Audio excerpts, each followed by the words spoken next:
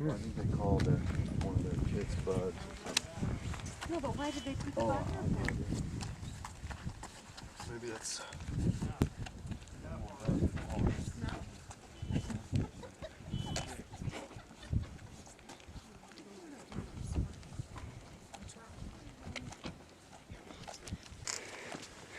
Jason Jackson will go crazy. His wife makes He's supposed to over be here. hard, huh? Look at the gecko. Gecko? The shovel face. Watch the little iron people here. Oh, that one's cute. Sorry. I wouldn't care, but you know, we kind of answer the spot. But you like the little bird with the pipe here? Yeah. They're awesome. Anything to build.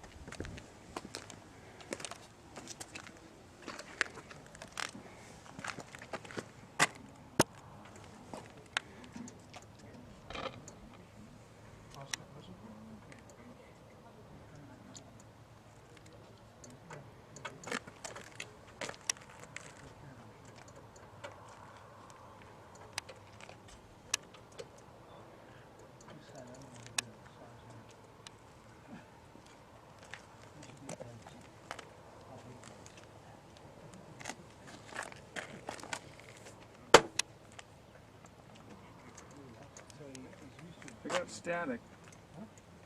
I don't have anything.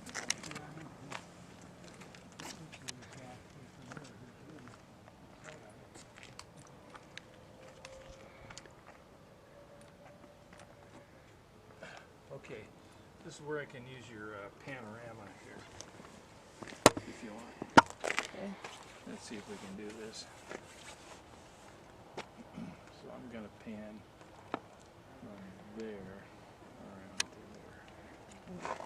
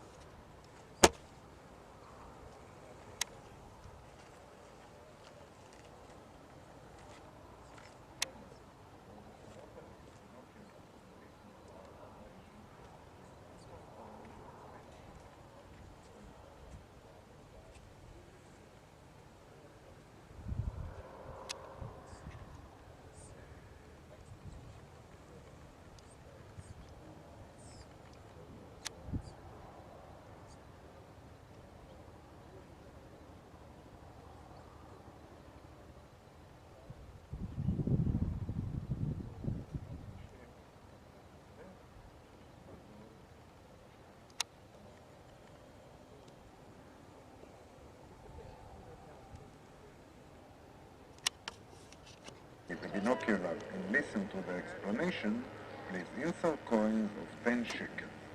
Thank you.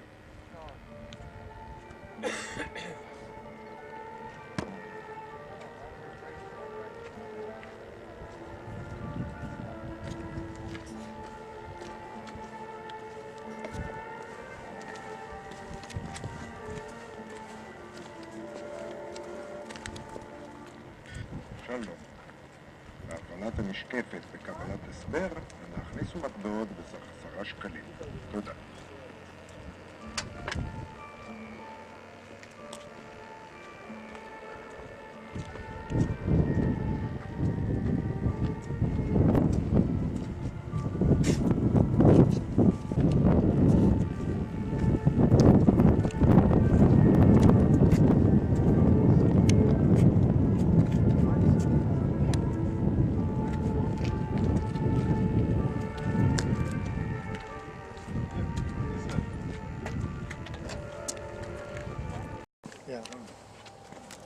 להפעלת המשקפת וקבלת הסבר, אנא הכניסו מטבעות בסך 10 שקלים. תודה. Run them down as far as you can, yeah. Hit your button and it'll pop up.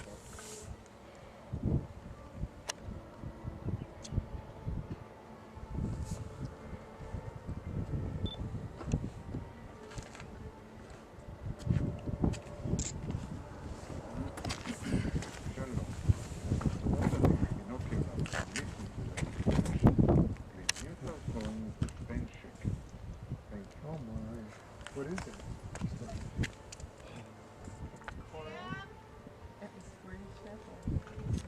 Oh, good for you.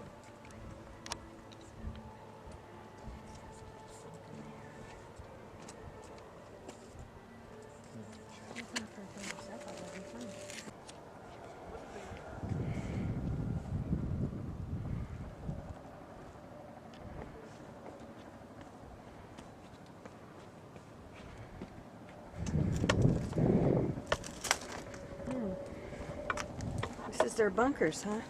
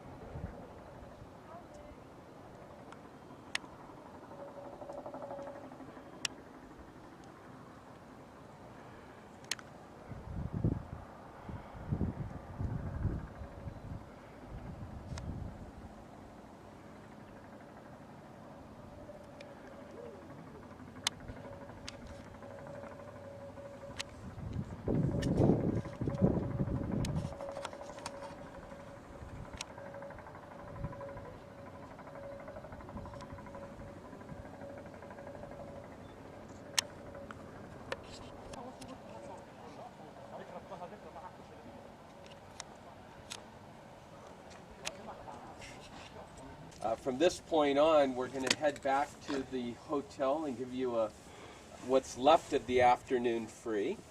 And then just a reminder that you need to pack up because we will be leaving the Galilee tomorrow. So anybody have any questions about the Golan or any questions for Jane? Do we have any idea what the You know what you air and water temperature will be tomorrow when we're talking about getting in the water? That's going to be warmer because we're further south and below sea level. So it will be nice. And the temperature tomorrow is anyway supposed to be warmer than it's What is warm? Okay, so let's see. Do you know everything? Some of them are getting You know, baptized. we're on these extinct volcanoes. Where we were just this morning working. You all know where that is? Can you all find it? On the other side? Find the UN, the white Right building, here. the UN. Go straight back along those sort of lines that you can see. Yeah. And go to the right. You see the little bump? Yep. That's it. There you can see the mosque that we could see with the buildings there. All right. So the Syrians. So we were working on that little bump over there, which is actually one of the volcanoes. So right here we were working. Can you see? Am I in your way? No, I can see. Zooming in 38 times. The UN is sort of See a nice little clean knoll over there. more on our side than on that. Yeah, And It's then all kind cleaned of up. comes Yellow sand. around If it's shiny. at the end the of guys are year. still, Right, so everything with those trees and the rest of the buildings that are in there, that's the old Quneitra. That was part of Syria, and like when I was first a guide, that was still a town, and we used to guide the Syrian Archaeological Museum there, so it was kind of fun. But then in the 1973 war, it got badly damaged as a result of the big battle of the Valley of Tears. That was one of the 39 tanks against 900 Syrians that took part just behind that area of the hill. This is a volcano too, over here, with the new Quneitra behind it. But that area, what we were kind of looking at, that was all part of that battlefield of the Valley of Tears. And because it was, it was a terrible battle, you can imagine. Literally only about 3 soldiers were left with their tanks. Their tank turrets were literally touching the Syrians. They were completely out of ammunition at the very end of that, because there wasn't anything coming in. But they held back the Syrian advance through here. Quneitra was badly destroyed in 73, and what wasn't really destroyed, we kind of helped a little bit before we gave it back to the Syrians as part of that nice gesture that Kissinger wanted to make. We said, okay, they can have the Quneitra back, but we're not giving back these high places. Then the border goes around behind the hill, over here, and then where you see the fields are still ours, behind the hill over there, and now Mount Hermon has disappeared into the sort of mist. But anyway, Hermon, we lost it in the Yom Kippur War, had to take it back.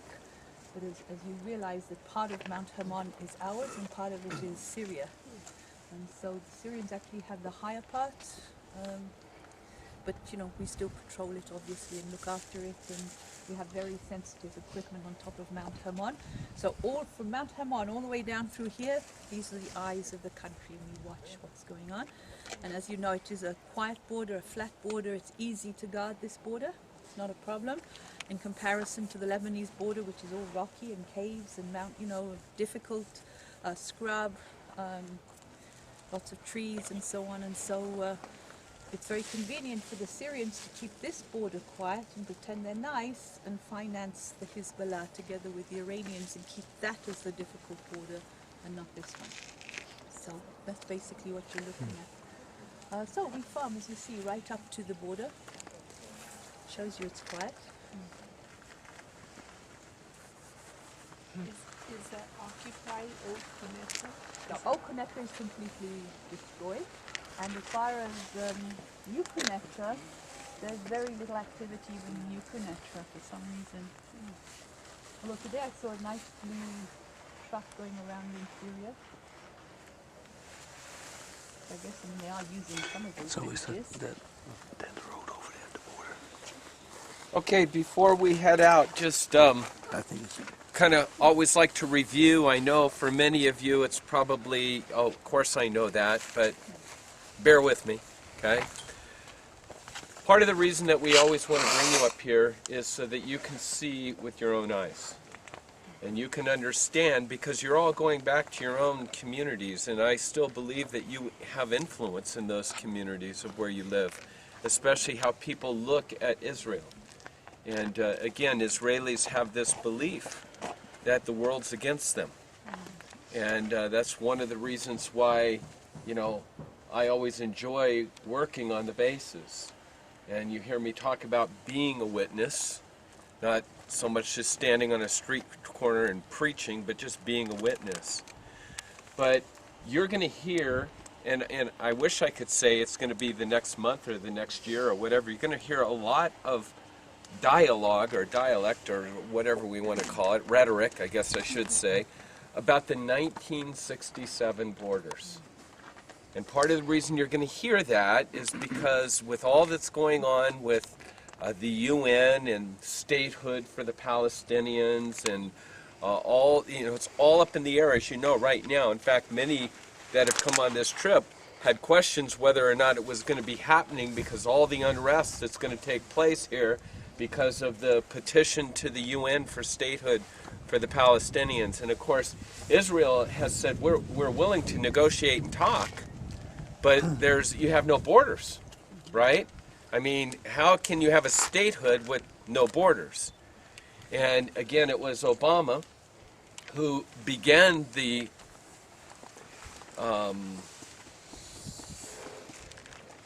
dialogue, saying, well, let's begin with the 1967 borders. Okay, so that you have to understand America's power in the world, and we're the ones that opened our mouth and say, let's start with that, and then you can swap and negotiate and different things like that. And now tomorrow, as you make your way up to Jerusalem, this concept of settle alone, once we get to Jerusalem, when we talk about the 67 borders in Jerusalem. But imagine the Syrians having the whole side of the Galilee from that Jordan area on.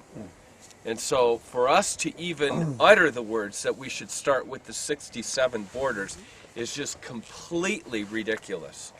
And so again, you're now witnesses. You're going to go back to your neck of the woods. And again, I hope that you're vocal when it comes to standing with Israel. You know, I met Jane 7 years ago, and she had 2 conditions at that time of guiding our tour. The first condition is that you have to go to Yad Vashem. And of course, we will be going to Yad Vashem. And the second was they have to come up to the Golan Heights. And so every trip we have, we always come up here to the Golan Heights. And the reason is so that you can see it with your own eyes. Okay? I want to thank you guys for working today on the base. It's because of what you guys do, what you did, that we continue to have open doors.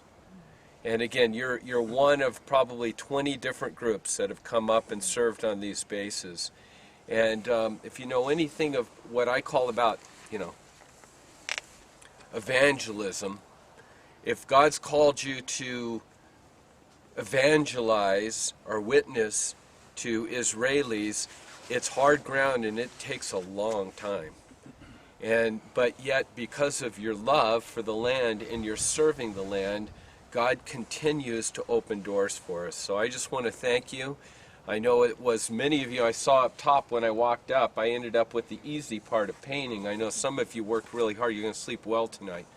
But I just want to let you know that I really appreciate all that you did on the base. So thank you very much. And write your representative. There you go. Jane, are any of these villages in Syria, were any involved in the insurrection against the government of Syria, do you know? No, they're these ones that are close by are not very active. So it seems Homs, which is further over in that direction, is the active one.